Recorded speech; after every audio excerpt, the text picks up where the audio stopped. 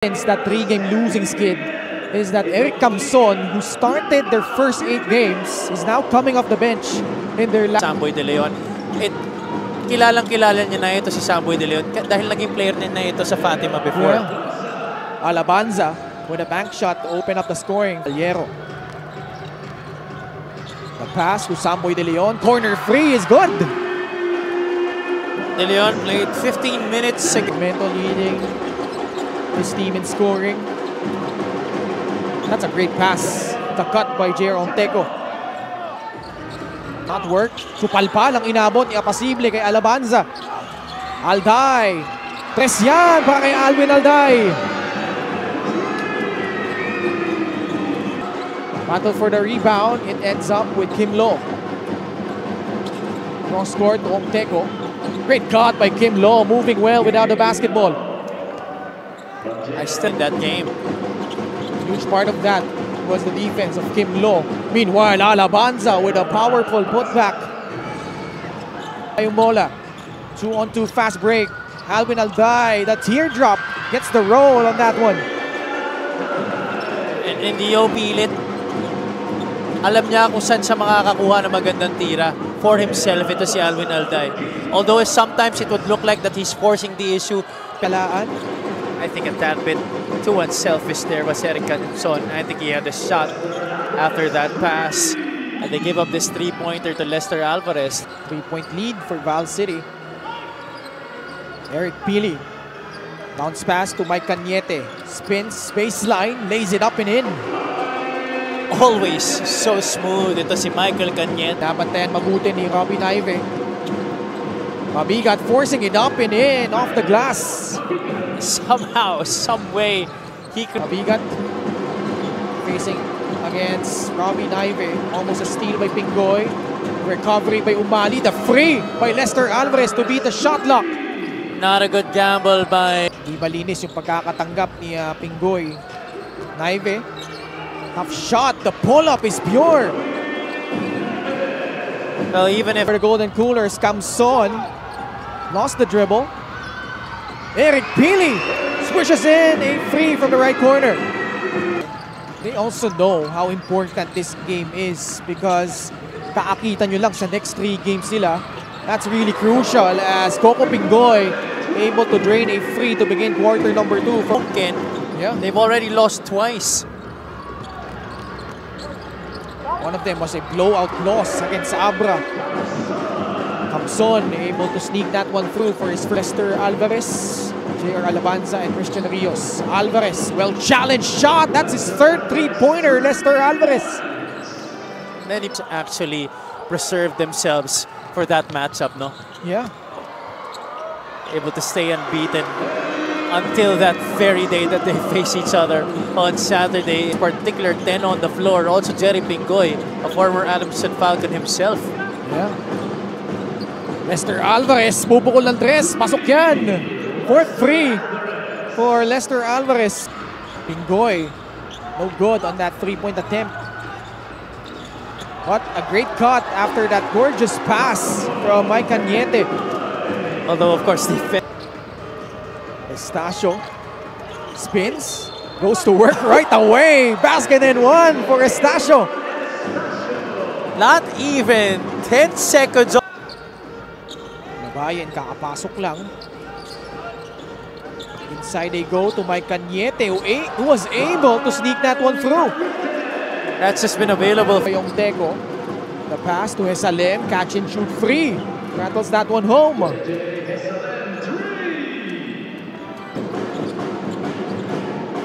Under 4 minutes to go here in the second period. Nakanakaw pa si Esalem sa ilalim. Nice little experience of this 5 on the floor playing with each other. Turnaround jumper by Eric Camson, making it look easy. But if you talk about experience, this lay nga lang yung kanyang tira sa labas. Forward pass is Estacio, the rim run by Tolentino. Inside they go, Serrano with that off-handed layup. That's a lefty finishing with the right hand. Ay na ba yung Rizal starting off the 3rd with a different look slightly. Si Mike Cañete starting in lieu of Marco Balagtas as Alday. Quarter, and Coach Ralph Rivera would like to veer away from that kind of scenario here to begin the third quarter. He wants to start off this second half strong. That's why he went with this veteran unit, and especially with Alwin Alday, and he will make it right. First points of Jan Formento. Meanwhile, bawi naman agad. Pero si Jan Apasible. 40-36. Formento, the dump inside to Alabanza for the deuce. I believe if Valenzuela continues to try and make some opportunities, as we see that three-pointer from Samboy de Leon. Formento in front of him. The turnaround jumper again by Camson. He has mastered that kind of shot. Forward pass to Alday. Has Cesalim to beat. The up fake. The hoop from Alday Alday. Apasible. Camson inside. Basket and one for Eric Camson. Long rebound ends up with him. Formento. Shot on its way. It's good. Important. Camson. Oh, great pass. Caballero guides it to Alwin Alday. Signature teardrop shot. And a foul to boot. With a much-needed win. Gusto ko sana maging statement win ito. Matagal-tagal na rin nauudlot kaya kailangan na namin makabawa, he added. And while fans know him for his offensive power, Alday has been putting in the work to round. Ko talaga. Gusto ko maging balance yung offense at defense ko para mas makatulong sa team. Back to you guys. And that could come a long way. They could develop that side of the floor. Ito forced by Rizal. Pingoy could not convert, but right there, Apasible for the stick back.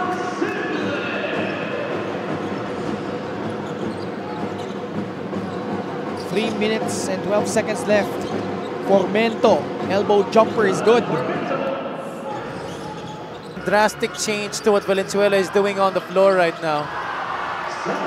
Tres ang pinakawalan ni Samboy de Leon. The 9 points, but for Jan Formento, if you're the lead guy offensively, you can't just be taking 9 shots. Kim Log barreling through the lane and gets that end one opportunity. Lagtas receives the pass. Back to Coco. Robin Ive attacks.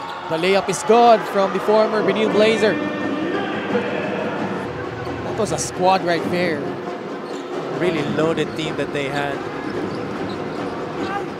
Quarter scoring, no? And Rizal pouring it on here. Gets it to Camson. Fake. Just closer, attacking the much smaller Justin Alfonso. Really nothing he could do there. Offensive threat that, forgive me when I said early in the season when I said he wasn't. And of course, not to mention in the league, holding down the fort in the interior for Valenzuela.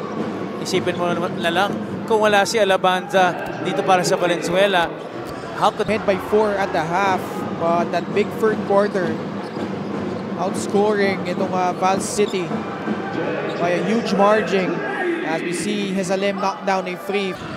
Pingoy. 3-point shot is good.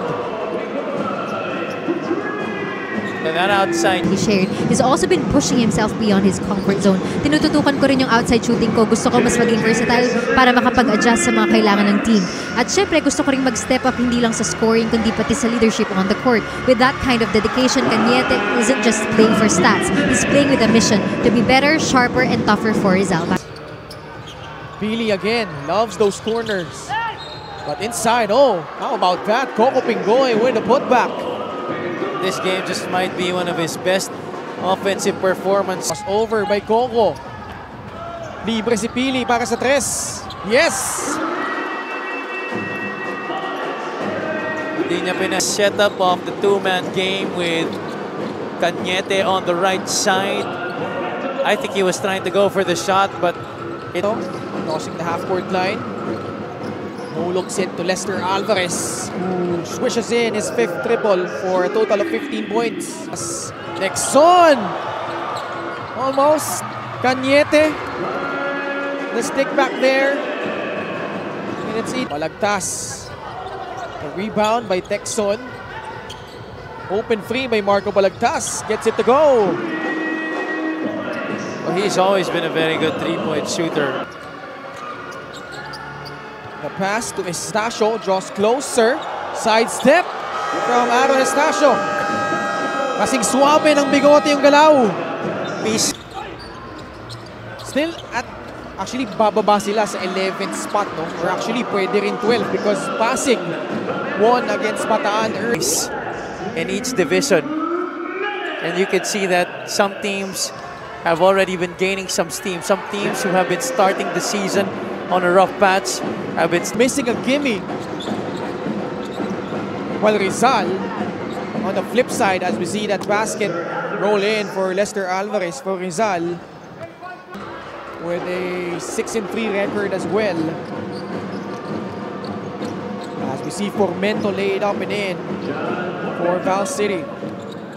To his new role coming off the bench.